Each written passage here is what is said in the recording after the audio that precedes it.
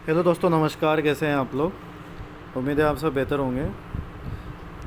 आज जो हमारे चैनल पर हम स्टार्ट कर रहे हैं राजस्थान की ज्योग्राफी का, आज से हम आपको पीडीएफ के माध्यम से यहाँ पर समझाएंगे। तो आज का जो हमारा टॉपिक रहेगा वो रहेगा बंगाल की खाड़ी का नदी तंत्र। इस बंगाल की खाड़ी के नदी तंत्र में अगर अपन बात करें यहाँ पर,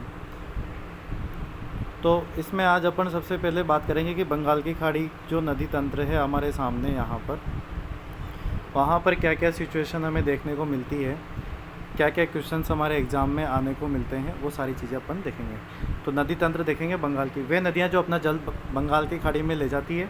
बंगाल की खाड़ी नदी तंत्र राजस्थान के कुल अफवाह तंत्र का लगभग 23% पार्ट यहाँ पर हमारे को नज़र आता है।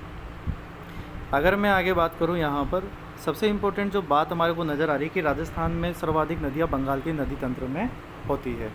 बात समझ में आएगी आप लोगों को। इसके बाद मैं आपको यहाँ पर जो चीज़ समझाने की कोशिश कर रहा हूँ वो देखेंगे आप लोग। मैंने आपके लिए यहाँ पर छोटा सा कर दिया है ताकि आपको अच्छे से समझ में आ जाए। यहाँ पर जो है कि बंगाल की खाड़ी का जो नदी तंत्र है उसके बारे में अपन यहाँ पर चर्चा करने वाले हैं। चंबल नदी जाती है। चंबल नदी की जो ये सहायक नदियाँ हैं, एक तो है कुन्नू, सीप। बंगाल की खाड़ी का नदी तंत्र यहाँ पर 3 प्रकार का है: चंबल नदी, बाणगंगा नदी और गंभीरी नदी, जो इसकी सहायक नदी होती है। चंबल नदी की जो सहायक नदी है कुन्नू, सीप, पार्वती, परवन, काली खो, नीमाज, काली सिंध, आहू, गुजाली, बामनी, कुराल, मेज, चाकण और बनास।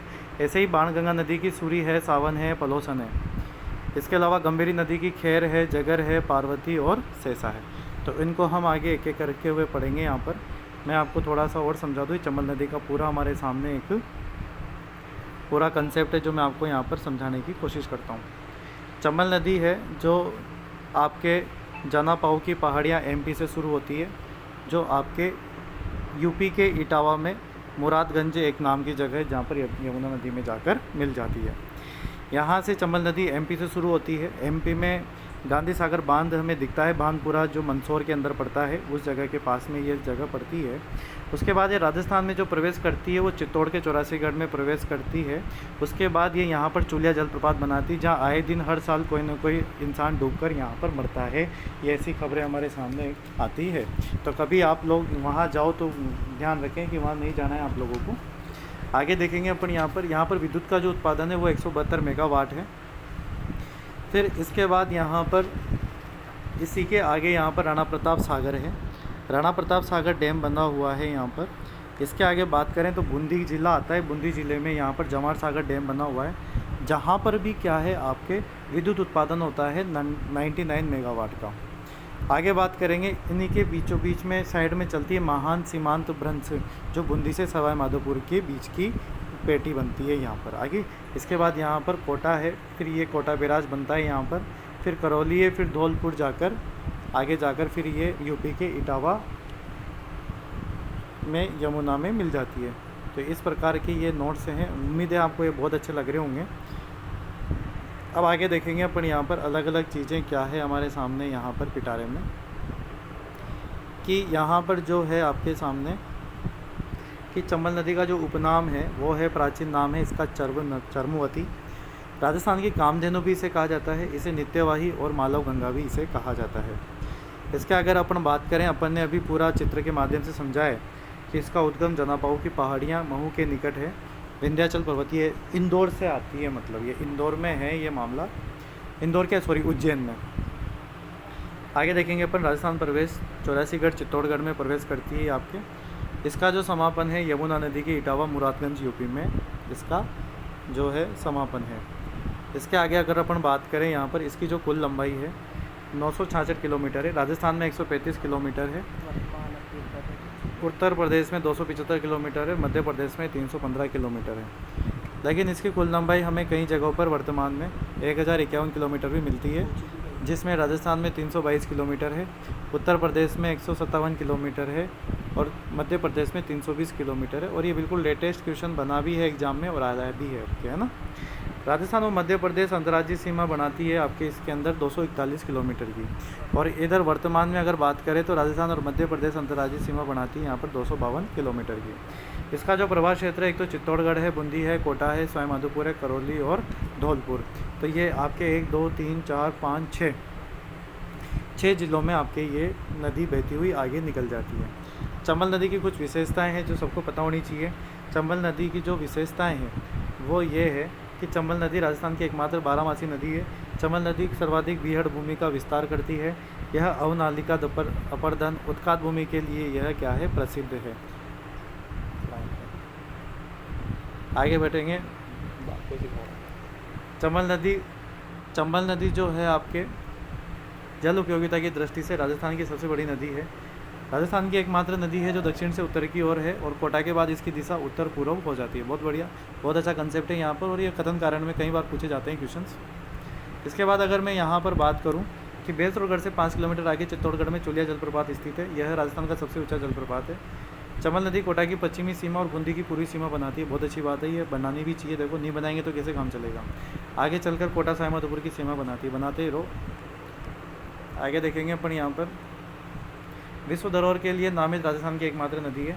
चंबल नदी गहरे कार्ज यानी कि बेसरोगढ़ कोटा में बहुत तीव्रता से प्रवाहित होती है, इसलिए यह वाटर सफारी उपयुक्त मानी जाती है। बहुत बढ़िया, सर के द्वारा बहुत ही अच्छे यहाँ पर नोट्स बनाए गए हैं। चंबल नदी में गांगे सुस और गांगे डॉल्फिन जलीय जीव पाया जाता है। गांगे डॉल्फिन जो है उसके बारे में थोड़ी सी मैं बता दूं आपको बात कि गांगे जो डॉल्फिन है राष्ट्रीय जल जीव है। इसका जो घोषणा की गई थी ये थी हमने 5 अक्टूबर 2009 को।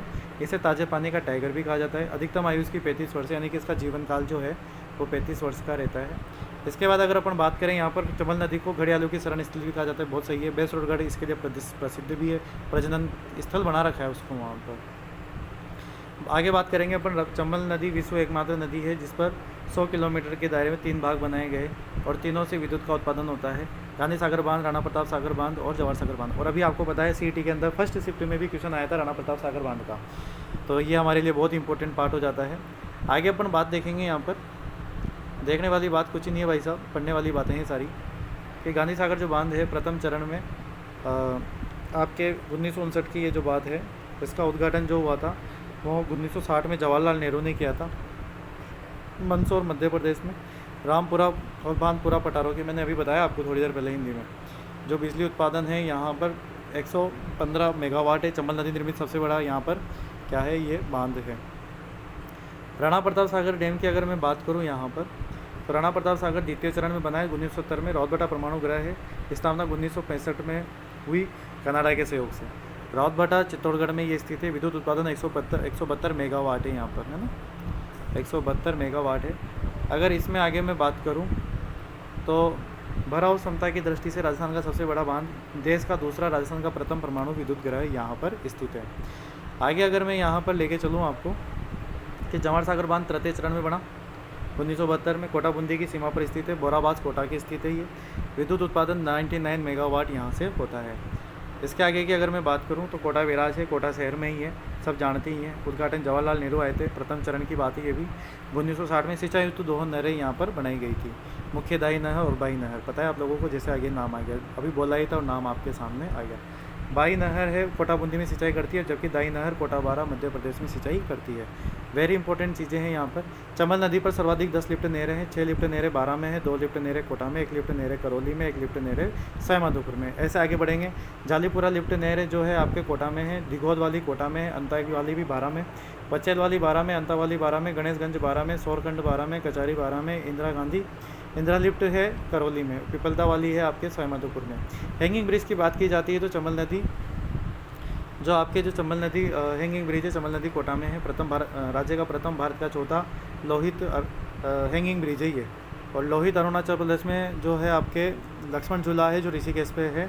लिविंग रूट मेघालय में और कोटा हैंगिंग चंबल में है। प्रारंभ जो इसका हुआ था नरेंद्र मोदी के द्वारा कराया गया था, क्योंकि मुझे आज भी याद है हुंडई कंपनी के द्वारा पहले ये हैंगिंग ब्रिज बनाया गया था जो एक बार टूट गया था और उसमें मानव क्षति भी हुई थी। इसके बारे में अपन हुंडई कंपनी थी उस टाइम को। प्रारंभ हुआ था 2007 में। उद्घाटन इसका 29 अगस्त 2017 में नरेंद्र मोदी ने किया उदयपुर के खेलगांव से। NH 27 है, पुराना 76 था, अभी 27 है। ईस्ट वेस्ट कॉरिडोर है ये। पोरबंदर गुजरात को सिलचर से असम तक जोड़ता है ये। और इसमें अगर अपन बात करें यहाँ पर Porbandar Silchar Assam company gammon India और हुंडई कंपनी में आपको बता चुका हूँ पहले भी। निर्मल जीत सिंह कमेटी बनी थी इसमें न्यायमूर्ति, और 2009 में हैंगिंग ब्रिज हादसे में जांच हेतु। बात समझ रहे हैं आप मेरी? तो आगे देखेंगे इसका प्रारंभ 1953-54 में चंबल नदी घाटी परियोजना में है। इसकी जो टोटल परियोजना है वो है 386 मेगावाट, राजस्थान का 50% और मध्य प्रदेश का 50%। सिटी में आता है। 153 मेगावाट राजस्थान में और 153 मेगावाट मध्य प्रदेश में, और अभी सिटी में ये प्रश्न आया हुआ है आपके। तो इस हिसाब से ये आपके सामने इसकी सहायक नदियाँ हैं चंबल की। तो चंबल की जो सहायक नदियाँ हैं इसमें देखेंगे अपन यहाँ पर, जो अगर आप यहाँ से जो चंबल नदी है उसमें अगर आके बात करेंगे तो इधर एमपी से गुजाली जुड़ती है, इधर आलनिया आती है। ऐसे आगे बढ़ेंगे तो बामणी इधर से आ रही है, आगे थोड़ा बढ़ेंगे तो कुराल इधर से बढ़ रही है। गागरोन दुर्ग जो आहू काली सिंध पर बना हुआ है वो आगे मिलकर आगे चंबल नदी में मिल जाता है। अकलेरा वाली स्थितियाँ भी इधर से आती है, पार्वती वाली भी इधर से आती है, और मांगली इधर से आती है। भीमला जलप्रपात जो है ये सब के सब आपके कहाँ पड़ती है, चंबल नदी में यहाँ पर गिर के आती है। इधर से चाकण आ गई, इधर से कुन्नू सीप इधर आ गई। आपके रामेश्वरम धाम, रामेश्वर घाट बनता है यहाँ पे, 3 नदियों का संगम बनता है यहाँ पर। बात समझ में आएगी आप लोगों को। तो ये हमारे लिए बहुत ही इंपॉर्टेंट ये क्या हो जाते हैं, आपके नोट्स हो जाते हैं। और हमने ये राजस्थान जो सबसे बड़ी जो नदी है जल बहाव की दृष्टि से वो है आपकी चंबल नदी, जो बहुत ही इंपॉर्टेंट हमारे लिए हो जाती है। और ऐसा कोई सिंगल क्वेश्चन नहीं है जो इससे एग्जाम में क्वेश्चन नहीं आता हो। तो बहुत बहुत धन्यवाद, thank you so much, thanks again. ऐसे हमारे चैनल को सब्सक्राइब कीजिए ताकि आपको डेली यहाँ पर कुछ ना कुछ PDF के माध्यम से आपको कोई ना कोई टॉपिक को क्लियर कर दिया जाए। तो बहुत बहुत धन्यवाद।